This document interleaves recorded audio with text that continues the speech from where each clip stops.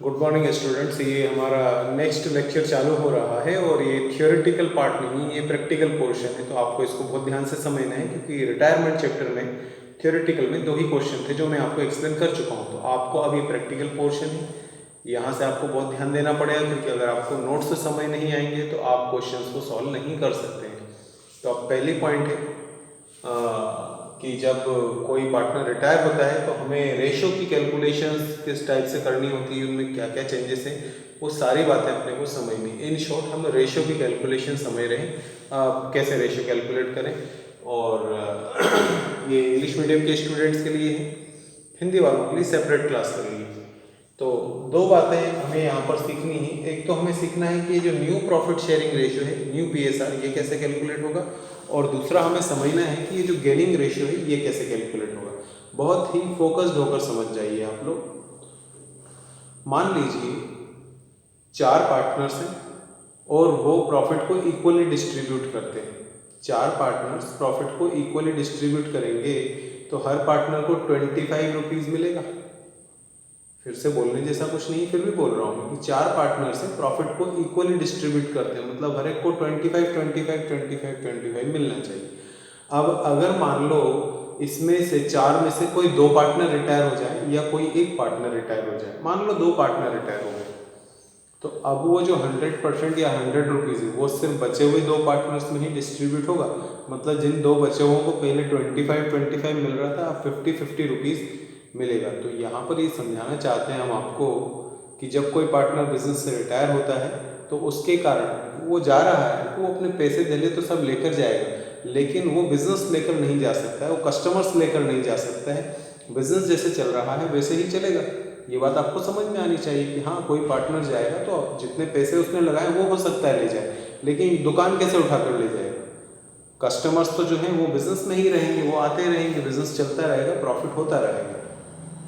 लेकिन जाने वाला पार्टनर चला गया है तो आज के बाद जो प्रॉफिट डिस्ट्रीब्यूट होगा वो बचे हुए पार्टनर्स में ही डिस्ट्रीब्यूट होगा। तो जहाँ 100 रुपये 4 लोगों में डिस्ट्रीब्यूट हो रहे थे, वहीं अगर 100 रुपये हम 3 लोगों में डिस्ट्रीब्यूट करें तो हर एक का शेयर कुछ ना कुछ बढ़ ही जाएगा, घटेगा नहीं। तो ये बात समझ में आनी चाहिए कि जब कोई पार्टनर रिटायर होता है तो वो अपना शेयर नहीं लेकर जा सकता, वो अपना प्रॉफिट का जो शेयर है वो छोड़कर जाएगा, रुपये लेकर जाएगा, हिस्सा छोड़कर जाएगा, हिस्सा लेकर नहीं जा सकता है।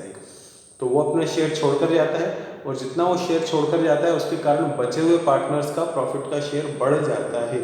और ये जो शेयर बढ़ जाता है इसी को हम क्या बोलते हैं, गेनिंग रेशो। और पिछले चैप्टर में जब कोई पार्टनर आ रहा था तो जो प्रॉफिट 3 लोगों में डिस्ट्रीब्यूट हो रहा था वो 4 लोगों में डिस्ट्रीब्यूट होने लगा था, इसलिए वहाँ पर हर पार्टनर का शेयर कुछ कम हो जा रहा था, उसको हम बोल रहे थे सेक्रीफाइसिंग रेशो। तो यही यहाँ पर लिखा हुआ है गेनिंग रेशो में। When a partner retires, जब कोई पार्टनर रिटायर होता है, he retires by giving his share to remaining partner। वो रिटायर कैसे होता है, अपना शेयर रिमेनिंग पार्टनर्स को देकर वो बिजनेस से चला जाता है। ड्यू टू दिस, इस कारण से क्या होता है, the share of remaining partners is increase. जो पार्टनर्स बच गए हैं उनका शेयर बढ़ जाता है। Such increment is called gaining ratio या गेनिंग शेयर। जितना शेयर उनका बढ़ रहा है इसी को हम गेनिंग रेशियो या गेनिंग शेयर बोलते हैं। इसका फॉर्मूला है new ratio minus old ratio. 1 mark के क्वेश्चन में पूछा जा सकता है गेनिंग रेशियो का फॉर्मूला, आपको लर्न करना पड़ेगा। If no information is given about gaining, कभी कभी क्वेश्चन में बताते ही नहीं कि जो पार्टनर जा रहा है तो वो अपना शेयर कैसे किसको देकर गया, किसने कितना गेन किया, इसकी कोई जानकारी नहीं दी रहती है। अगर क्वेश्चन में गेनिंग की कोई इन्फॉर्मेशन नहीं दी हो तो ओल्ड रेशियो ही गेनिंग रेशियो माना जाएगा। If no information is given about gaining, then old ratio of remaining partners will be considered as gaining ratio। जो बचे हुए पार्टनर्स का पुराना रेशो था वही उनका गेनिंग रेशो बन जाएगा। ज़रूरत क्या है गेनिंग रेशो की, तो जैसे सेक्रीफाइसिंग रेशो पीएफजी के लिए ज़रूरी होता था डिस्ट्रीब्यूट करने के लिए, ऐसे ही गेनिंग रेशो भी पीएफजी डिस्ट्रीब्यूट करने के लिए ही कैलकुलेट किया जाता है। इतनी बातें आपको गेनिंग रेशो के बारे में ध्यान रखनी, इसका फॉर्मूला ध्यान रखना है। अब हम चले यहाँ पर अपना न्यू रेशो। न्यू रेशो में 2 बातें यहाँ पर मैंने बताई है कि आपको जब भी न्यू रेशियो कैलकुलेट करना है तो आप देखो कि आपको गेनिंग से रिलेटेड इन्फॉर्मेशन दी है या कोई इन्फॉर्मेशन नहीं दी है, कि कौन पार्टनर कितना गेन कर रहा है, ये बताया है कि नहीं बताया है।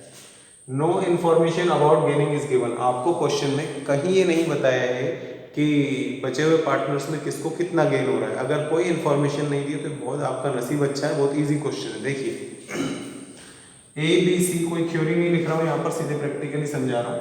ABC पार्टनर्स है और इनका रेशियो था 3:2:1 और मान लो कि C रिटायर हो गए और बस क्वेश्चन कुछ नहीं बोल रहा है तो आप C के शेयर को काट दीजिएगा। बच क्या रहा है अपने पास में 3:2। तो ये 3:2 ही तुम्हारा न्यू प्रॉफिट शेयरिंग रेशियो होगा, 3:2 ही तुम्हारा गेनिंग रेशियो कहलाएगा। समझ गए बात को कि जब हमें गेनिंग की जानकारी नहीं हो कि किस पार्टनर को कितना हिस्सा मिल रहा है ये पता नहीं हो तो जाने वाले पार्टनर का हिस्सा कट कर दीजिए, जो बचेगा वही आपका न्यू रेशियो हो जाएगा और वही गेनिंग रेशियो भी हो जाएगा।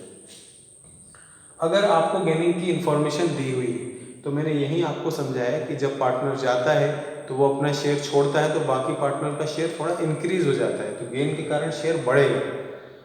तो ए का ओल्ड शेयर उसमें प्लस कर दो जितना उसको गेन हो रहा है, ये ए का न्यू शेयर पता चल जाएगा। बी के ओल्ड शेयर में प्लस कर दीजिए बी का गेन, तो ये बी का न्यू शेयर पता चल जाएगा। मतलब जो पार्टनर्स बच गए हैं उनमें उनको जितना जितना गेन हो रहा है वो जोड़ दो तो पता चल जाएगा उनका न्यू रेशियो। न्यू रेशियो को आपने क्या लेना है एलसीएम। एलसीएम लेने के बाद में हमें दोनों का finally new profit sharing ratio पता चल जाता है।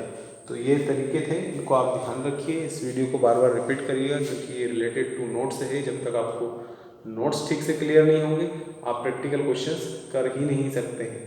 तो अच्छे से इनको देख लेना बेटा, कहीं कोई डाउट आ रहा है तो पूछिएगा, बाकी आप इनको अच्छे से देख लेंगे तो कल जब मैं इससे रिलेटेड प्रैक्टिकल प्रॉब्लम्स करवाऊंगा तो आप रिलेट कर पाएंगे, सॉल्व कर पाएंगे। आपका माइंड आपको मैसेज देगा कि हाँ यार इसके बाद हमें ये स्टेप्स फॉलो करनी है। तो आप समझदार हैं तो समझ गए होंगे कि नोट्स की क्लास बाकी क्लासेस से ज़्यादा इंपॉर्टेंट होती है। तो आज मैंने आपको रेशियो से रिलेटेड नोट्स बता दिए। गेनिंग रेशियो को भी अच्छे से देखिए, न्यू प्रॉफिट शेयरिंग रेशियो को भी अच्छे से देखिए ताकि कल जब हम प्रैक्टिकल करें तो आपको समझ में आ सके। तब तक के लिए आप प्रैक्टिस करते रहिए। सी यू, बाय बाय।